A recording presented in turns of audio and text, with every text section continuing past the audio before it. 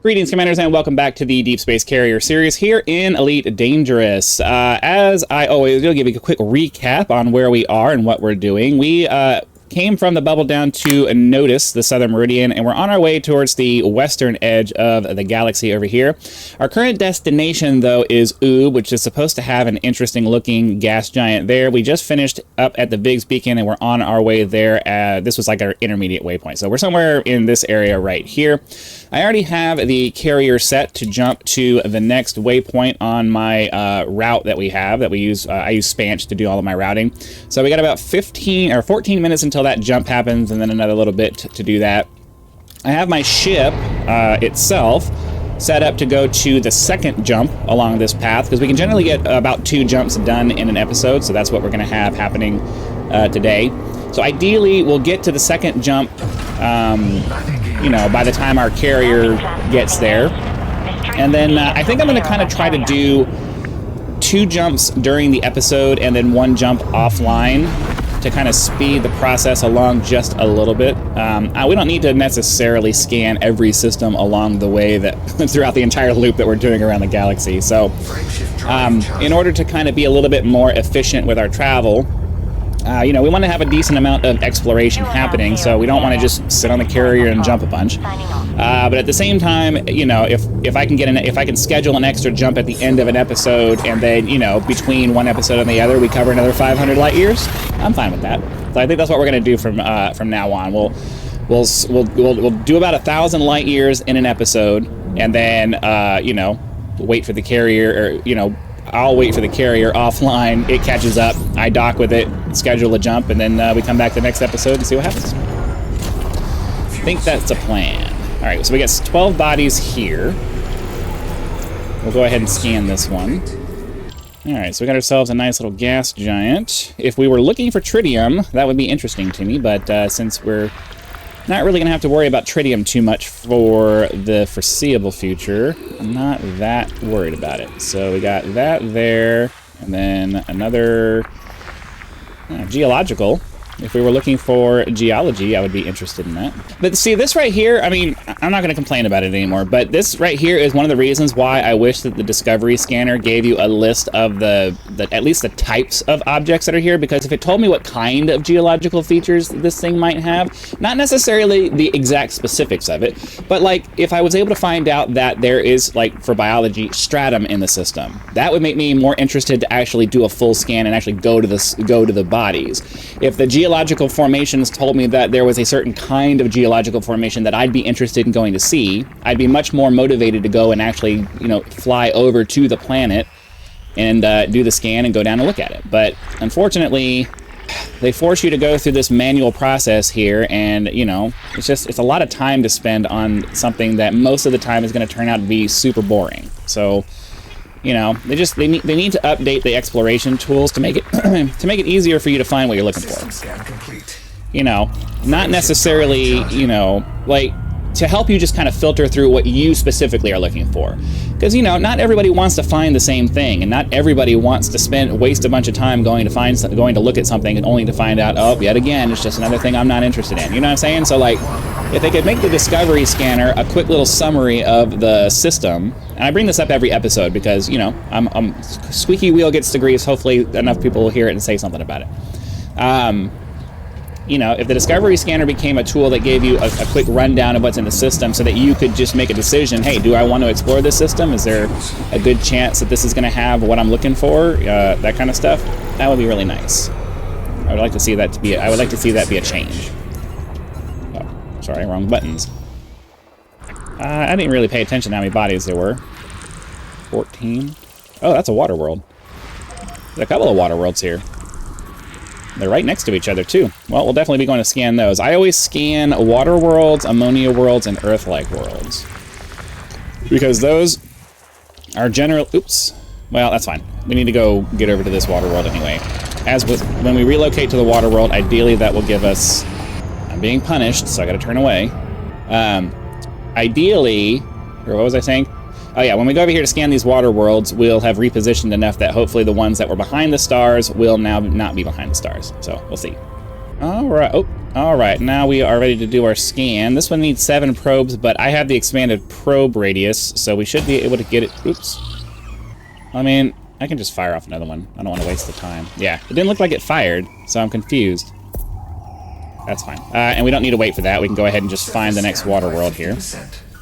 So let's go ahead, get turned around, and go scan this guy.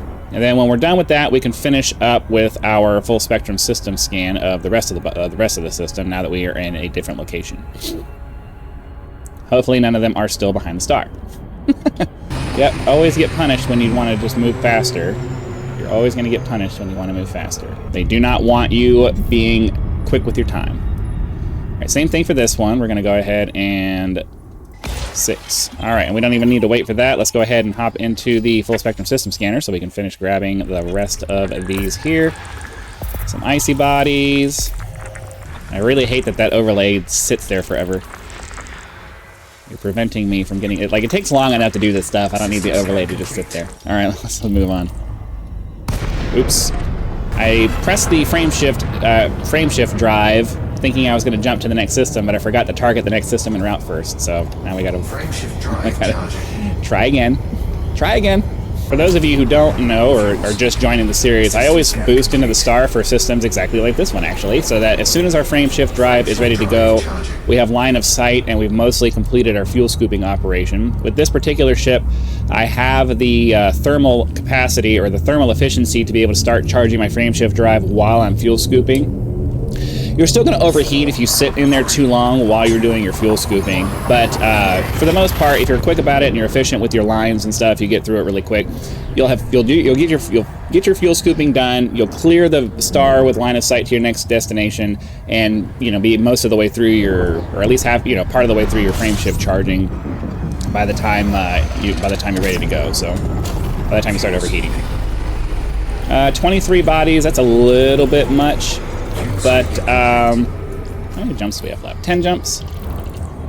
You know what? Screw it. We're just going to go ahead and scan this one. Because we only have 14 jumps to get done, I don't necessarily need to be as stingy with my time.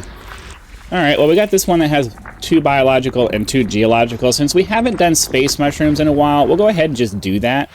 And then once we're done with this, we'll probably just go ahead and beeline it to the carrier destination. I don't know, it just kind of depends on how much time we have once we're done with the... Alright, so we got that done. Let's just go ahead and get ourselves over to this one here. We'll get the scan done. And then we'll hop down and see if... excuse me, because sometimes the mushrooms can have some interesting colors. And we haven't really gone down to see some space mushrooms in a while, so I'm kind of feeling it. I'm kind of feeling it today. Normally I don't, but today I'm kind of feeling the space mushrooms. So let's go down and check them out. And who knows, it might be something else. Sometimes the ice worlds will have those polygonal-shaped ones that have the clear skin, and you can see the little ball inside or whatever. I always forget what they're called, but who knows? Maybe they'll have it. But realistically, it's going to be bacteria and fonticula, which are the space mushrooms. But, I'm feeling a little bit extra explory today. Probably because it's my day off. It's probably because my day off. I have a little bit more patience today because I didn't have to work a shift today. Alright, so we just got to get close enough to get our probes out. Alright, well, this one only needs 2 probes, so we're just going to put one up there and one right there, and that should be enough to get the entire surface covered, because I mean, even if I didn't have expanded probe radius, that would be enough. But I always have a much bigger margin of error because the fact that I just have the engineered probe radius there. So that's pretty nice. So yeah, we have bacterium and fumarola. Oh, okay.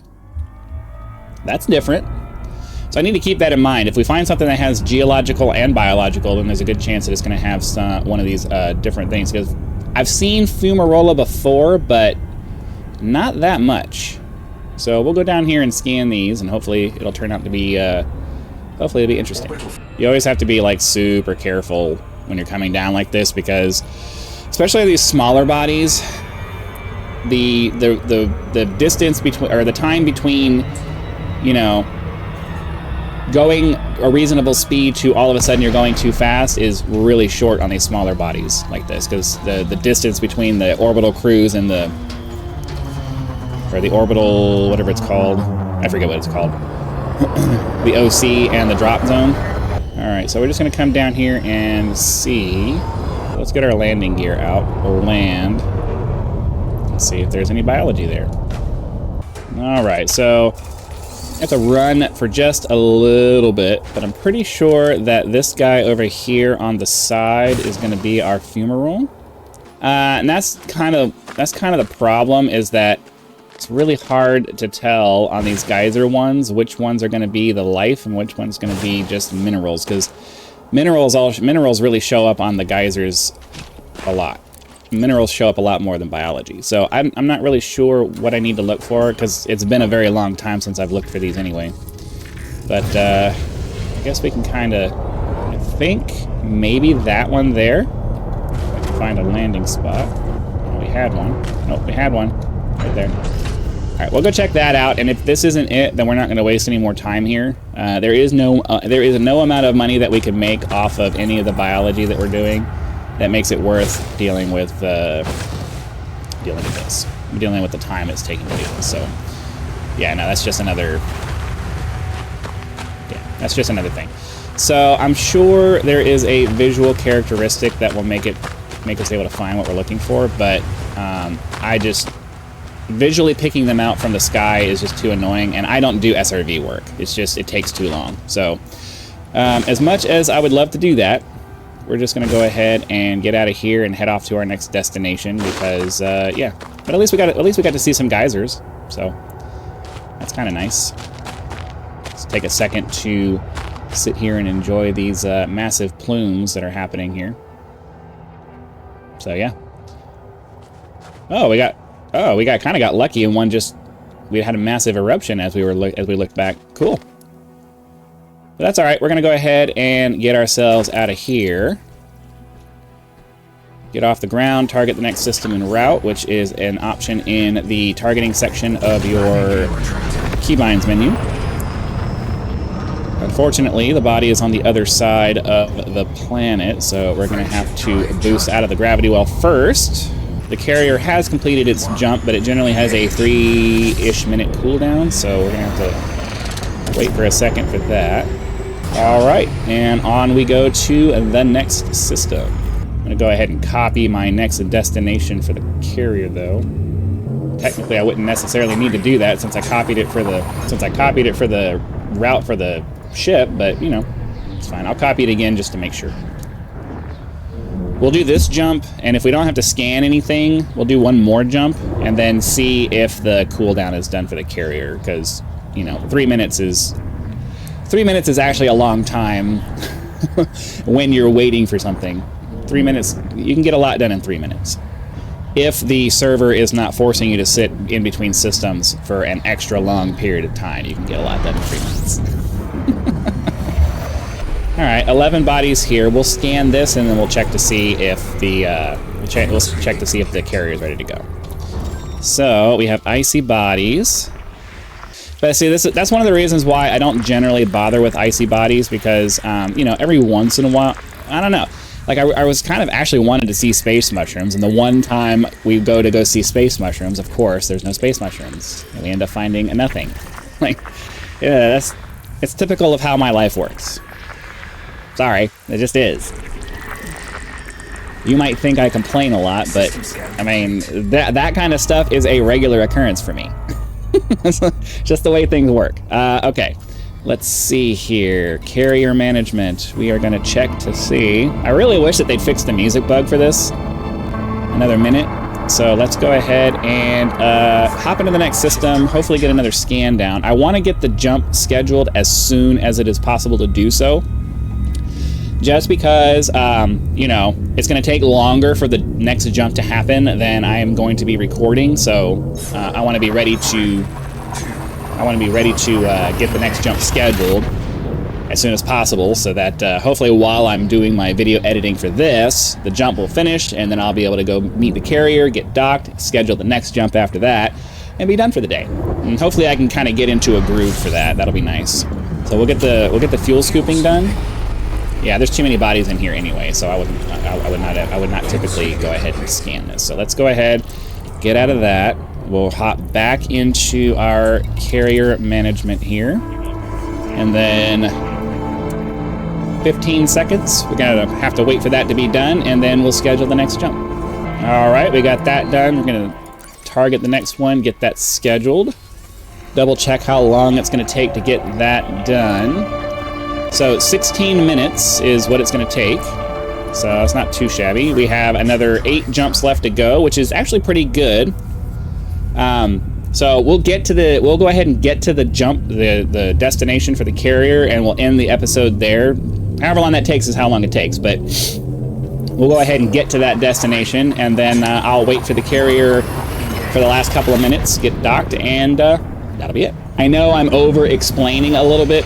You know, I'm sure you guys get the concept, but because it's something new, I'm also just kind of trying to ingrain the process into myself so that I don't screw it up and I actually just do it the right way the first time. Because, you know, anytime you start trying to do something new, your risk of making stupid small errors goes up by a lot. So if I keep repeating the process to myself, it'll A, make sure that I don't screw it up, and B, you know, for those of you who are maybe just kind of not quite grasping it yet, repetition is important. Repetition is one of those things that's important.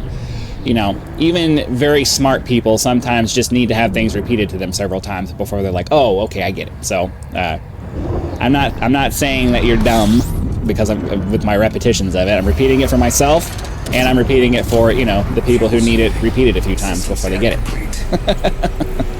And hopefully everybody's got it now, including myself.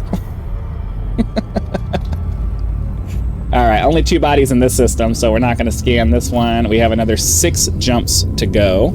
I do recognize that by doing my travel this way, where you know, every 3rd jump of the carrier, we're basically hitching a ride with a carrier. I do realize that means that fully a 1/3 of our entire journey is going to have no exploration done in it, which, you know, there's always a trade-off in everything that you do. I would really like to get. I feel like the trade-off is, you know, you're going to explore substantially less, but you're going to make more progress more quickly. So I feel like, you know, 2 jumps worth of exploration and then a 3rd jump where we're just kind of covering some distance is a reasonable trade-off so that we can get through this journey in a reasonable amount of time. You know, I'm not in any big rush, but at the same time, you know, I'm just like, you know, let's get some progress done though. You know, let's try to get some progress done. There's nothing here, so we can go ahead and start charging our frame shift drive. 4 more jumps to go, and then that's going to be it for today's trip. So let's hope that in the next few jumps we find something interesting that, you know, kind of pushes the time out a little bit for me. I think part of the other thing about it is that because I'm calling it the Deep Space Carrier series, it also makes it so that every episode we start and end on the carrier, which, you know, is thematically correct. So, you know, it encourages us to actually utilize the carrier far more often than we would if we were just kind of paralleling the course, which is what I was originally going to do. I was just going to kind of parallel the course and just kind of go meet the carrier when it made sense to do that. But, you know, if every 3rd jump we're hitching a ride on the carrier to do that, then it's making the carrier a little bit more useful as well. We're spending all this money for it, so, you know, we might as well interact with it as much as we can. That's my philosophy on it anyway. Okay, so I'm just going to try to breeze through these as quick as I can. I'm getting the feeling, oh yeah, we only have one body left, so yeah, nothing here. I was about to say, I was starting to get the feeling after a bunch of scans with no biology at all on it that there wasn't going to be anything here, but I was right. So 3 more jumps to go. Let's see what we can find. We're rolling the dice now. All right, I don't know what I was trying to say there. I was like, all right, now we're going to do this, but now I've spaced out for a second and forgot what I was going to say. So we're just going to say, we're going to go scan some bodies here, because 20 is my absolute maximum for my willingness to scan things. All right, well, there were a few planets, a few icy bodies that had 2 biological sources, which, you know, has a high likelihood of being the space mushrooms, which earlier in the episode I would have been interested in going to check out, but we're pretty close to the end now. I really want to get to where the carrier is going to be so that I can hitch a ride on the next one. So we're just going to skip that for now. If it had been Stratum Tectonicus, that would have been worth the time to go and do that and spend the extra time going to do it. Space mushrooms are not. Oh, what did I do that for? That was stupid. I deactivated my boost before I even started moving. Sometimes I jump the gun that way, but that's all right. This is our last jump. We'll hop into here. If there's anything worth scanning, we'll go ahead and scan it. Otherwise, I'll just call it a day and wait for the carrier to catch up with me. All right, last scan for today, or last discovery scan for today. Nope, nothing here. So we're gonna go ahead and call that a day.